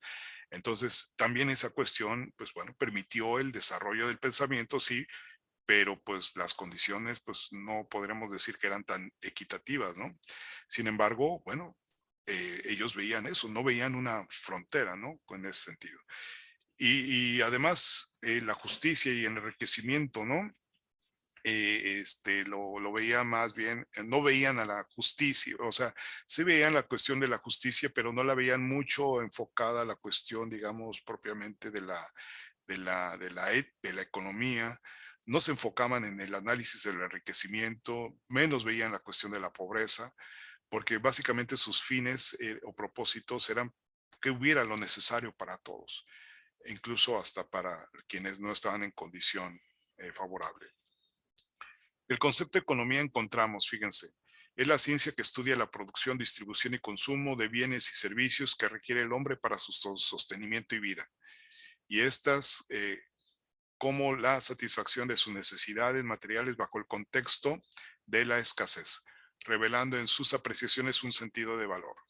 ¿Estamos de acuerdo? Pues es un concepto muy amplio, pero que nos habla muy bien de lo que implica lo que es la economía. Hay otro autor que a mí en particular me gusta, que es Michael Parkin, y dice que la economía es la ciencia de la elección, así de sencillo. ¿Qué estudia la economía? Las decisiones, ¿no?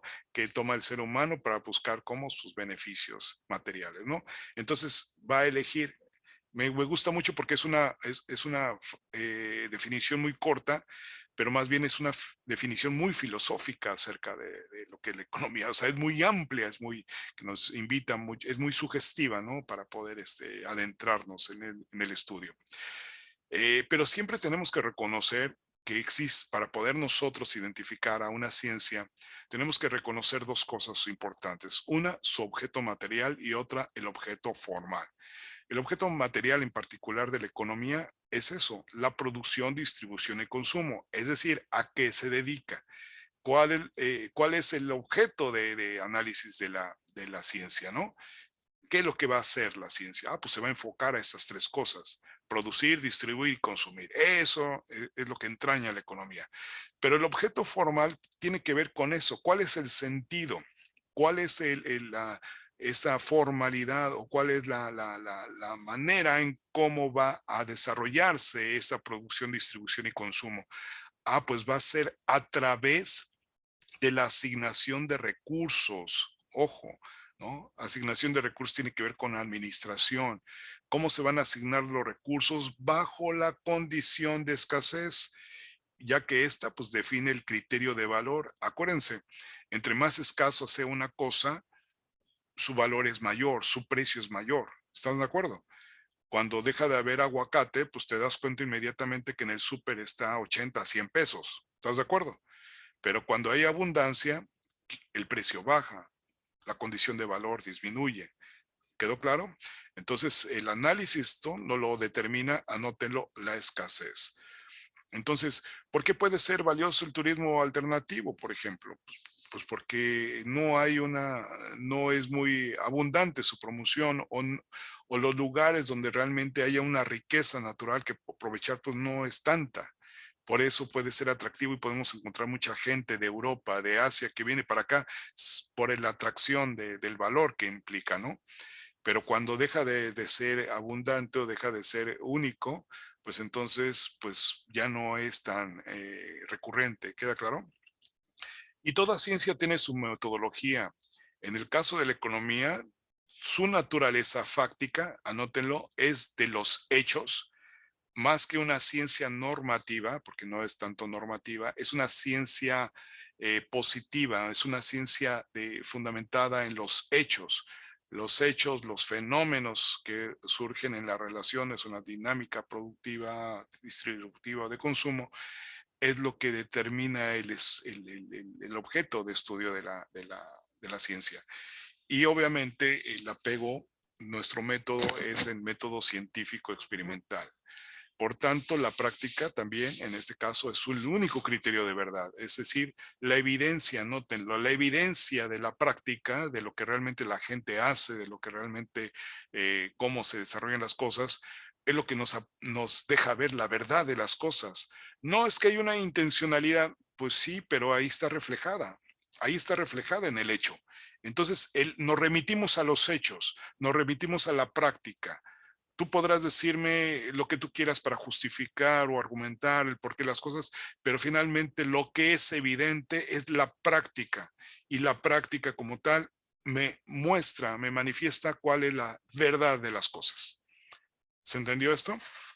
Entonces, si se dan cuenta, el conocimiento, todo conocimiento, y más en este enfoque científico, filosófico, anótenlo. ¿Cuál es su objetivo? El objetivo es la búsqueda de la verdad, ¿de acuerdo? De lo cierto, de lo que finalmente le da sentido a las cosas, valor a las cosas. El ser humano lo que quiere es saber cuál es la verdad que realmente me hace ser humano, cuál es la verdad en relación a qué va a pasar después de mi muerte, cuál es la verdad al respecto antes de nacer. ¿Qué es lo que condiciona o determina mi ser, mi existencia? Queremos buscar la verdad. Y curiosamente, en la parte bíblica, Jesús de Nazaret refiere que la verdad, dice, os hará libres. Es lo único que finalmente nos da ese sentido de libertad, ¿no? Bien, pasamos ahora a un análisis muy importante en relación al desarrollo histórico que tiene la economía y su relación con la ética en ese sentido, ¿no? Me voy a referir a un documento, incluso viene en su bibliografía, bueno, igual, sus autores son Vita, Scarofioca y Fior. Hablan fundamentalmente de esto y me estoy remitiendo a estos autores en su obra y hago un pequeño resumen de ello. En la Grecia antigua, bueno, también incluyo yo algunas partes que me permito completar para poder explicárselos de mejor forma. En la Grecia antigua no había una diferencia clara entre la filosofía ética, política y economía. Hay que tenerlo muy claro, ¿sí? Además del sentido de costumbre de la ética, también se le atribuía el sentido, anótenlo, de carácter. A la ética se le ve también como, anótenlo Rafael, carácter, ¿sí? Que da forma a la conducta humana, es decir, cuál es la base de la conducta humana. Entonces los griegos veían, anótenlo por favor, que todo ser humano tiene una ética, ¿sí? Y esa ética es lo que le da forma a su carácter, ¿cierto? En otras palabras, el carácter es la expresión fáctica, ¿no? De la sustancia que es la ética del individuo. ¿Queda claro? El sentido de su pensamiento, de su conciencia, está expresada, anótelo, en su carácter. Qué cosa tan interesante, ¿no? Por tanto, el carácter es el elemento constitutivo de la costumbre, ¿sí? Por eso vamos a encontrar muchas culturas que tienen una dinámica muy interesante y lo vamos a ver precisamente con los judíos, con los árabes, con el hinduismo, con los japoneses, con los alemanes. O sea, cada una de estas regiones o de estas culturas tiene un carácter, tiene una cultura, ¿no? Que de alguna manera proyecta un carácter. También conocida como filosofía moral, anótelo, la ética también se le llama filosofía moral porque estamos haciendo una revisión, un análisis de las conductas que establecemos en comunidad, pero estamos revisándolas con la filosofía a partir de nosotros mismos, ¿no? Por eso se le llama la ética también filosofía moral. Conlleva el sentido reflexivo de los actos humanos en tanto buenos como malos para definir la conducta propia y el fin en el que se manifiesta el carácter humano. ¿Ok? Esta parte es importante que la tengan muy, muy en cuenta. Con la República de Platón, que es una de sus obras, en el que aparece la que tal vez sea la primera formulación conceptual sobre economía, el modelo económico, político-económico propuesto se funda exclusivamente en motivaciones éticas. Fíjense bien, el desarrollo de la economía tiene motivaciones éticas, ¿no? Qué curioso. En cuanto toda la propuesta busca forjar un nuevo hombre en el cual la virtud y la buena disposición del alma guiarán sus acciones y lo alejarán del vicio y la violencia. Entonces, teniendo esta predisposición moral, ¿de acuerdo?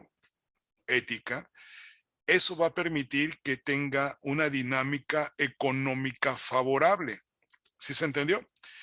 El que tenga esta predisposición le va a ayudar a que pueda trascender, anótenlo, en lo material. Entonces se establece la vinculación del fundamento humano de la conducta del individuo en relación a su desempeño y a su posición en su desarrollo en el ámbito material. Sin embargo, por su parte, Aristóteles creía que una economía sana es indispensable, ¿no? Más allá de que sea consecuencia de la dinámica humana, hay que buscar estudiarla y procurar a la economía, ¿verdad? Para que los seres humanos puedan vivir una vida feliz y que al mismo tiempo para esa vida feliz es indispensable la política. Fíjense bien, hay algo muy importante. Aristóteles piensa que hay que construir una economía, ¿de acuerdo? Una economía que permita y que favorezca este desarrollo de conductas humanas que en lo particular y en lo colectivo van a encontrar una realización en la economía. ¿Queda claro? Entonces aquí viene la parte de establecer estructura económica que favorezca el desarrollo humano y las relaciones de los individuos. O sea, ya no tan solo verla como lo veía Platón, la economía como consecuencia de un sano desarrollo a partir de personas virtuosas y alejadas del vicio y la violencia, sino lo vamos a ver como algo que en particular, anótenlo, tenemos que cuidar y no tenemos que dejar tan solo como eso, como resultado, como consecuencia de actuar de manera moral adecuada. ¿Sí se entendió la diferencia aristotélica? Es cómo va a actuar el hombre para cuidar los medios en donde se va a desarrollar. ¿A qué se le llama eso, Christopher? a su responsabilidad social. ¿Queda claro? Es ahí donde bien empieza a hablarse acerca del tema. Tengo que buscar cómo tejer esas estructuras institucionales que me permitan cuidar o guiar y orientar a los seres humanos para que finalmente se traduzca todo en beneficios para ellos. ¿Queda claro? Eso es algo muy interesante. Por eso es indispensable la política. O sea, la política, anótenlo, es una ciencia. ¿Qué es lo que busca la política? No hay que confundir la política que entendemos hoy en día como lo vemos con una crisis o con una, incluso vamos a ver con Maquiavelo, donde empieza a ver ese enfoque diferente de la política, pero la política para los griegos implica, anótenlo por favor, es muy importante, la búsqueda del bien común. ¿Queda claro? Eso es lo que busca la política, el bien común. Ese es su objeto material. ¿Qué estudia la política? El bien común. ¿Y cuál es su objeto formal? Pues a través, anótelo, del ejercicio del poder.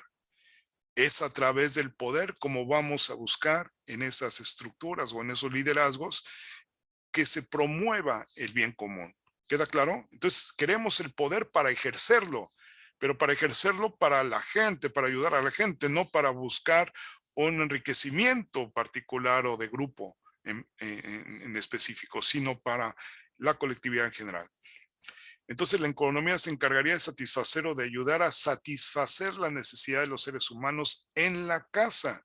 Y la ética se ocuparía de ir enseñando qué son los modelos de vida buena. ¿Estamos de acuerdo? Quiere decir una cosa muy sencilla. Todo tiene relación. De tal manera que si vas a tener una prosperidad económica, se tiene que relacionar precisamente con una prosperidad humana, con un desarrollo humano. O sea, todo va, anótelo, es coherente, es consistente. Por eso, cuando hay una prosperidad económica, pero no hay ese fundamento familiar, individual, de vida que le permita armonizar, por eso se convierte en fricción, por eso se convierte en violencia, por eso se convierte en despojo, por eso se convierte en imposición de la fuerza, por eso se convierte en muerte. Entonces, ¿qué es lo que encuentra el ser humano? Pues entiendo la competencia como la forma en que voy a desplazar y pisotear a los demás para yo poder obtener el excedente que hay. Y si se puede, hasta lo de ellos. Entonces viene un proceso de apropiación.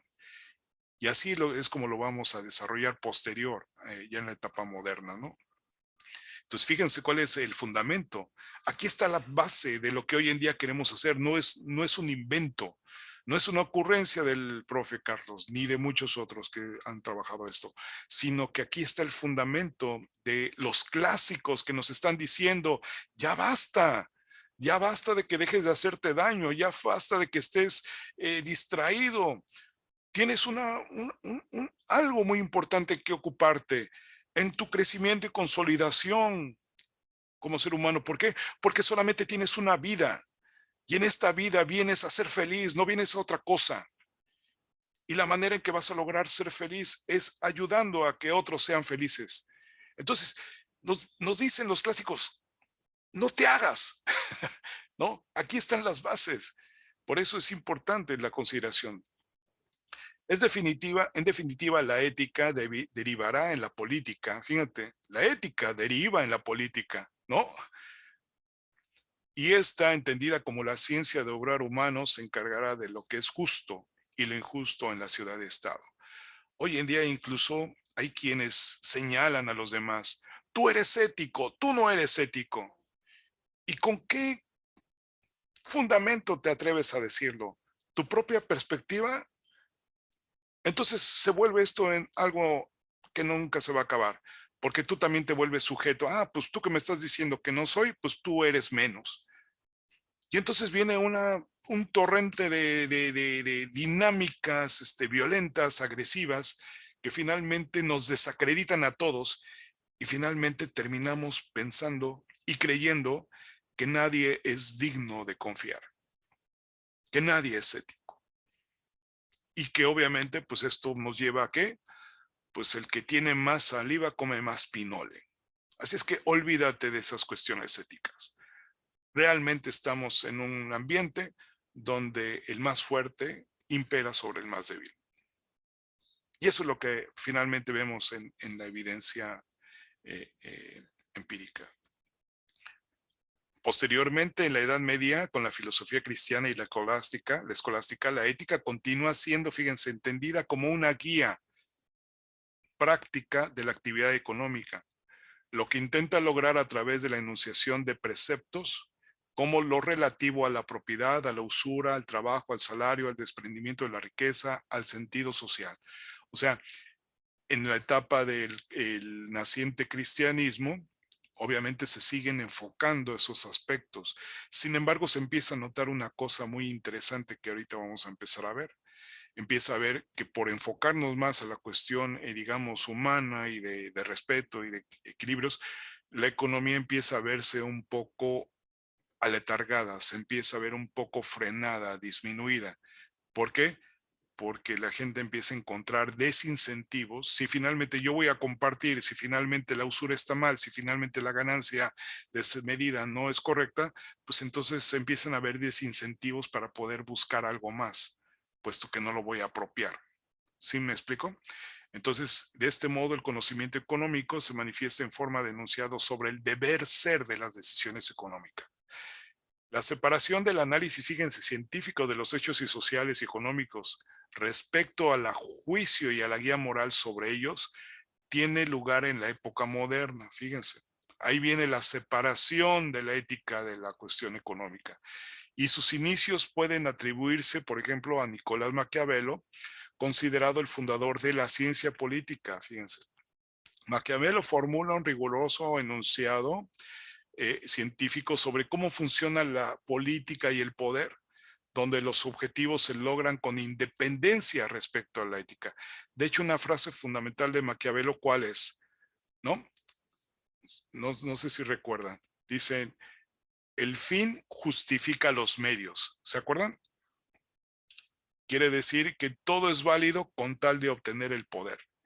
Y precisamente en esta obra fundamentalmente del Príncipe, Maquiavelo revela a César Borgia, que es precisamente hijo de un papa, fíjense, de Alejandro VI.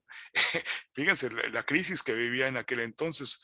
Busquen precisamente el conflicto de los papas Borgia, ¿no? En un momento dado hubo dos papas a la vez y era por la pugna de intereses y muchos de esos papas pues tuvieron incluso hijos, ¿no? Y tenían muchas cosas. O sea, ¿hasta qué punto empieza a degradarse la dinámica? Precisamente cuando uno empieza a empoderarse, ¿no? Y capitalizarse, despojando a los demás seres humanos de muchos recursos y a través del conocimiento, del poder, de una jerarquía social, institucional, cómo se vienen estos abusos, ¿no? Y obviamente, pues terminan deteriorando y obviamente anótenlo. ¿Por qué se separa la ética de la economía? Ustedes dirán, ¿por qué? ¿Es por la ciencia? Porque la gente empieza a establecer lineamientos científicos más apegados a un razonamiento, a razonamientos que a cuestiones del deber ser. El momento en que empieza la separación de la ética con la economía, anótenlo por favor, es derivado de la contradicción de vida del ser humano. Esa es la parte importante. Por eso señalo mucho esto. Llegó un momento tanto la contradicción del deber ser a lo que realmente es, que precisamente terminas diciendo, a ver, la ética, para quien la quiera vivir, pero la realidad es otra. Y las enseñanzas de Maquiavelo a César Borgia eran estas, cómo tiene que actuar precisamente ante la gente para poder imponer el poder. Y dice, es preferible, ahí les va otra máxima de Maquiavelo del Príncipe, dice, es preferible más que ser amado, ser temido.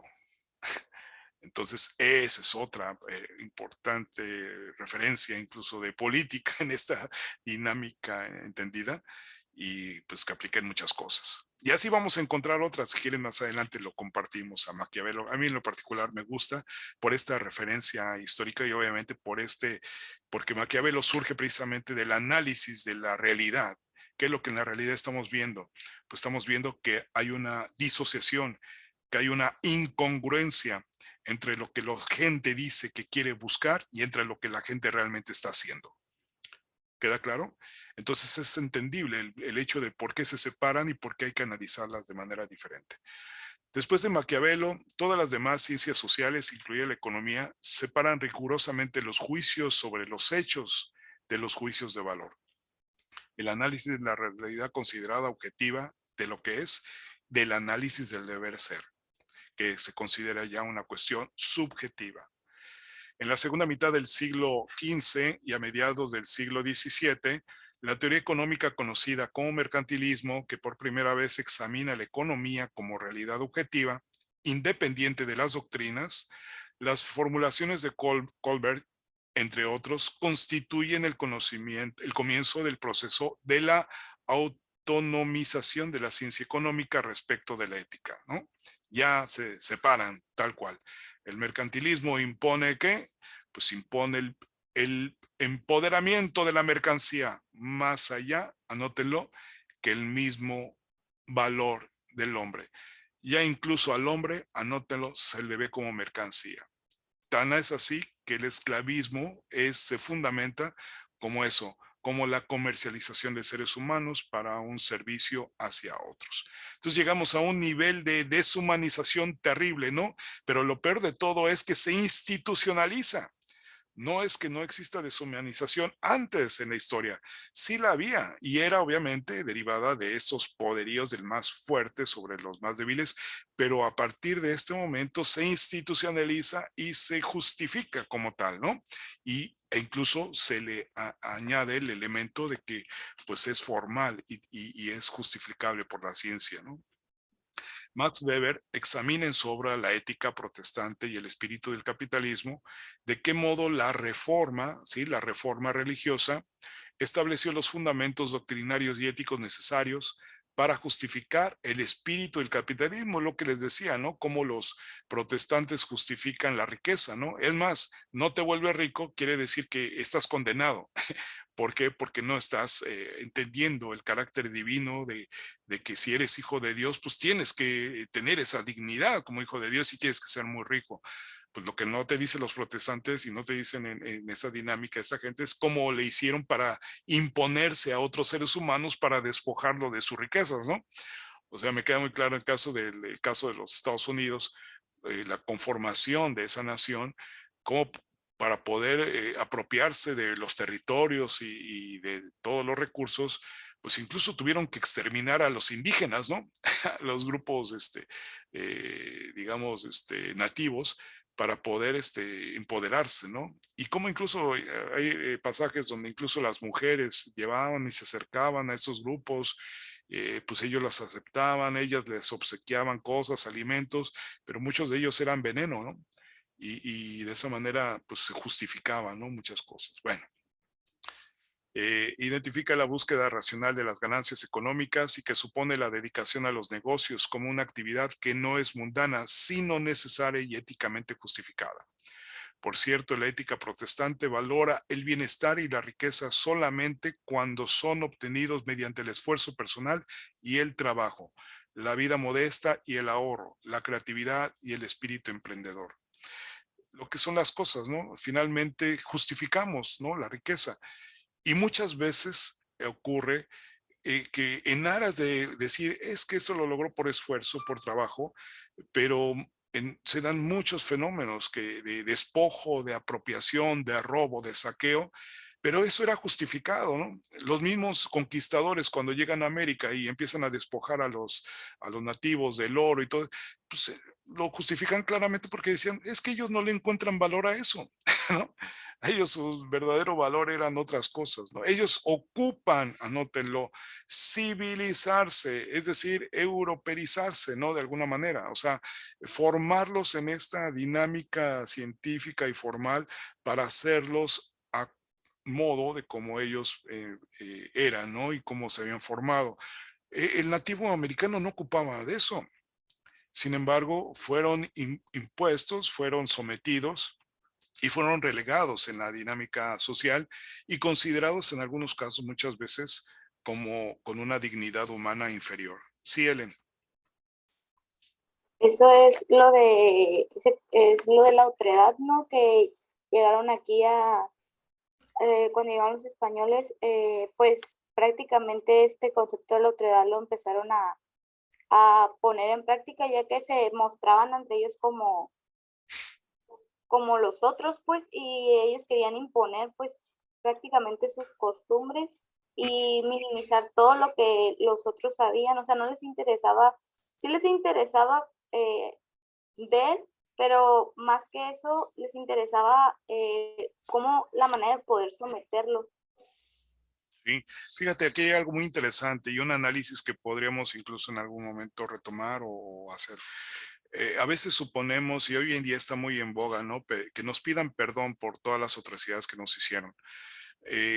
Yo lo que puedo ver en esta cuestión es que más allá de esa cuestión digamos, de revisión histórica o de conciliación o lo que tú quieras verlo, lo cierto es que, fíjate, los protestantes, cuando llegaban a Norteamérica, no hacían mestizaje con los indígenas.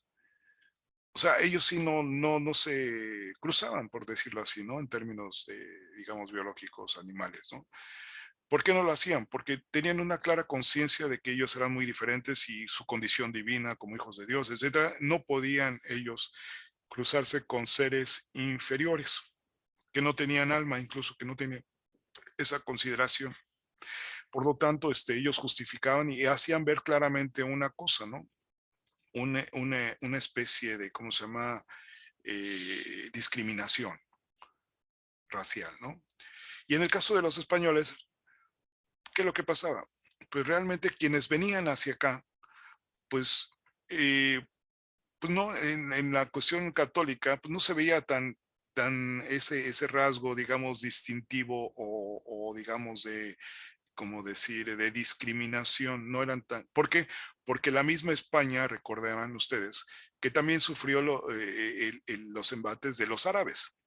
Entonces hay una cierta dinámica de cierto cruce con los árabes y para la unidad española pues era fundamental integrar a todos y pues unos no estaban vinculados con los árabes y otros sí. Entonces para poder lograr esa justificación pues tuvieron que aceptarlo, ¿no? Por lo tanto, no se veía tan mal ese hecho, ¿no? En ese sentido. Y cuando llegan a América los primeros españoles, generalmente eran españoles que no eran letrados, que no era tropa o era gente incluso que tenía otra condición como ladrones o como persona, gente que no era bien vista en la sociedad. Entonces, cuando llegan aquí y encuentran esa posibilidad de hacer lo que se les dé en gana, pues obviamente pues violan a las mujeres, ¿no? Y de hecho precisamente hay una parte importante en la obra de Octavio Paz, ¿no? Que el laberinto de la sociedad, que dice claramente, ¿no? La historia de México y nuestra principal ofensa cuando hablamos acerca de la mamá, ¿no? En aquel tiempo, pues refería muy claramente, ¿no? La chingada, ¿no? Así como tal, ¿no? ¿Y qué es la chingada? Pues la violada. Entonces, el ser un hijo de esa natural o proveniente de esa acción, pues socialmente era visto muy mal, ¿no? Y obviamente te tocó lo peor, por eso la peor ofensa como tal es mencionar la expresión, ¿no? Eres un hijo de la, ¿no? ¿Están de acuerdo? Pero en esta dinámica de vocabulario y entendimiento de esas condiciones, pues era permisible de alguna manera el que, pues, finalmente tú eres el Señor, ¿no? Y como tal, pues aquí, pues incluso, pues generas un mestizaje, pero finalmente no reconoces. Y es ahí donde viene la evolución de México, ¿no? Cuando los mestizos empiezan a darse cuenta que son españoles, pero no son españoles, ¿no? Son nativos aquí, pero que finalmente son hijos de españoles y tienen una dignidad como tal. Entonces ellos buscan esa emancipación, ¿no? Y ahí es donde se va dando toda esta dinámica, ¿no? Entonces, la pregunta ¿es correcto el mestizaje o no es correcto el mestizaje? O sea, finalmente son fenómenos que se dan, ¿no? Ahora bien, ¿cómo lo podemos entender? ¿Podemos sentir un degradamiento por esa historia, por esa dinámica que ha sucedido? Es parte de la historia. O sea, simple y sencillamente hay que estudiarlo, hay que entenderlo. Pero si tú lo quieres entender desde un sentido moral, un sentido de que si fue o no, pues la vas a pasar desgarrándote las vestiduras y obviamente con una serie de culpas que no es expresión de sino de lo que estamos viviendo, que hay una clara diferencia entre fíjate, México como tal, hay mucho más discriminación, yo podría decirlo, que en Norteamérica, porque incluso allá la gente de raza negra pues ha logrado avanzar, hay diferencias muy claras y hay una pugna tremenda, es muy violenta, hay grupos extremadamente racistas, ¿no? Blancos, por ejemplo, pero en el caso de los mexicanos, veámoslo así, coexistimos todos con todos, pero tenemos una profunda vergüenza, lo dijo, creo que Octavio Paz también lo señaló ahí, anótelo, tenemos una profunda violencia, una profunda, perdón, vergüenza sobre lo indígena. A nosotros nos avergüenzan nuestros indígenas. De hecho, vemos a un indígena y nos hacemos de ladito, como que lo vemos aparte. De hecho, una expresión también de cierta repulsión o de cierto, digamos, hasta grosería hacia alguien, es cuando tú le dices, por ejemplo, a alguien, es que tú eres un oaxaco, ¿no? O sea, lo pones como una condición de qué. Entonces, nosotros todavía somos más discriminativos con nuestros indígenas que ellos en Norteamérica con otros, porque ellos sí son multiculturales y nosotros pues no lo somos tanto. Es más, nos caen a veces mejor los que son afrodescendientes, ¿no? Que los propios indígenas, ¿sí, Raquel? Había escuchado en un video que mayormente el rechazo que se le tiene a la piel oscura o a los indígenas de origen aquí era porque básicamente la gente lo veía como un sinónimo de pobreza y por eso se le hacía el rechazo, que mayormente la gente le daba ese rechazo por eso. Y fíjate, aquí dices algo muy valioso, Raquel, la pobreza. La pobreza es consecuencia de la dinámica humana. O sea, el ser humano no es pobre, tiene mucha riqueza, pero el hecho de que hayamos provocado pobreza, y vaya que mucha, es precisamente por ese despojo que hemos tenido muchos seres humanos de otros y nos hemos apropiado precisamente de manera ruin de lo que otros tienen por derecho de vivir, el poder disfrutar, como es el alimento o tener un sustento, una casa. Entonces, nos hemos acostumbrado precisamente a que hayan pobres. Hoy en mismo lo hacemos con broma, lo que sea, pero parece ser que queremos hacer más pobres. y no es tanto por una cuestión política o no, por errores o no, pero lo cierto es eso. O sea, estadísticamente hay más pobres que hace tiempo. ¿Y por qué? Porque se quieran formar a los más pobres, pues posiblemente por muchos factores, por la falta de políticas adecuadas o por el escenario convulsivo del COVID o por un contexto internacional un tanto errático, o sea, puede ser por muchas cosas, pero lo cierto es que ahí están. ¿Y qué es pobreza? Pues según las Naciones Unidas, pobreza y mala extrema pobreza es una persona que tiene $1 al día para poder vivir. O sea, yo te pregunto, ¿tú puedes comer con $1, con 20 pesos? Pues en México tenemos más de la mitad de la población con $1 al día para comer. Entonces, si para ti te significa el hecho de no poder comer lo suficiente con $1, imagínate para tanta gente. Y sin embargo, no pensamos en ellos, no reflexionamos en ellos. Es más, cuando vamos a comer alimentos ni nos acordamos de ellos. O sea, no sé si es diferente. Y es porque de alguna forma, así, pues así nos ha enseñado este proceso, ¿no? Por eso, insisto, el hecho de llegar a la historia y decir, a ver, pídanos perdón, pues es innecesario. O sea, ¿qué sentido tiene? Más bien enfócate hoy en día a cómo tener menos. Busca los mecanismos sociales, económicos, no lo sé. Pero sí lo estamos haciendo, le estamos dando más apoyos. Bueno, ok, ¿y están dejando de ser pobres? Pues ahí viene otro problema porque no, siguen igual o peor de pobres, ¿no? Entonces, tenemos que ir un poco más allá porque ciertamente nuestras decisiones no son suficientes y no están atendiendo la necesidad como tal. Entonces, tenemos que trascender eso porque definitivamente no podemos decir que hay una mejora al respecto, ¿no?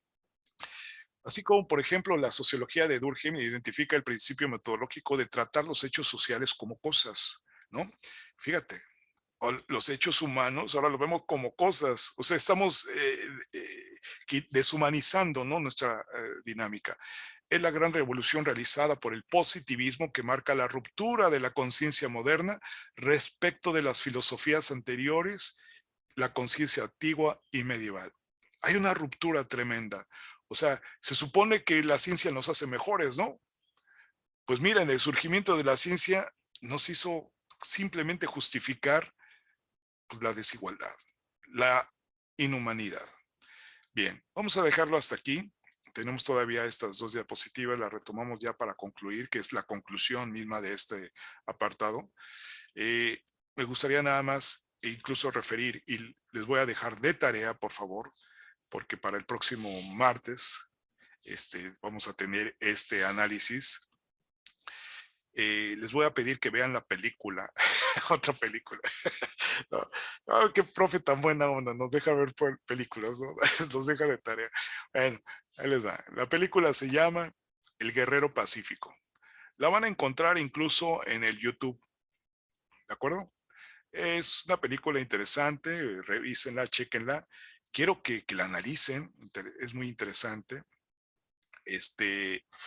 Porque me gustaría que trajéramos a reflexión esos elementos, ¿no? ¿De acuerdo?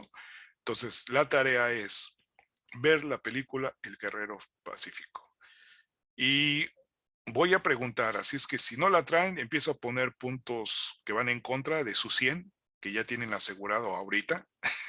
Así es que depende de ustedes el conservarlos. Ahora sí que es eco casa, ya depende administración, depende cómo economizan su calificación. Si quieren que vaya disminuyendo, pues ustedes nada más avísenme, porque les voy a preguntar. Y obviamente aquí sería la cuestión de la pregunta de esta sesión. ¿Por qué la búsqueda, fíjate, de la satisfacción humana? Fíjate, que busca la economía. La economía busca la satisfacción, ¿no? De sus necesidades, ¿no? Eso es lo que busca. Deja más vacíos que la plenitud que busca la ética. Y pregunto aquí, ¿por qué es malo el vacío? ¿Es malo el vacío? Cuando uno se siente vacío, ¿es malo? Así de concreto. Vamos a preguntarnos esto. Les encargo que vean la película y que se pregunten, ¿es malo la pobreza? ¿Es mala la riqueza? ¿Es malo el vacío? ¿Es malo tener un poquito más de lo que los demás tienen? A ver, ¿es malo? Porque nos preguntamos, ¿es bueno? Pues lo bueno pues es todo aquello que tenga una mejora, es muy claro. Posiblemente la pobreza es buena, pues no creo, porque vivir con $1 al día, pues no creo que te revele mucho mejora, ¿no? Pero más bien sería preguntar al revés. Si no es bueno, entonces, ¿es malo? ¿Es mala la pobreza? ¿Es malo los vacíos? ¿Qué se llevan de esta clase? Ya para terminar. A ver, Erika, nos quedan dos minutos. Rápidamente, una frase o algo, una idea. Victoria, Christopher. Rápido, André. Comenten. Que a la ética se le ve también como un carácter y Ok. como una filosofía moral, donde Mira, existe la responsabilidad social, ¿no? imagínate Y con esa fuerza de carácter que puedas tener. ¡Oh! Que rompa y abra plazas, ¿no? Por eso es importante la ética, hay que aprender, es la inteligencia Sí. misma, ¿no? Ay, wow. Adelante, ¿quién más? Rápido, ya nos vamos. Profe, a mí se me hizo muy interesante analizar desde el tiempo de Platón lo que es la economía y cómo se basaba principalmente en la ética.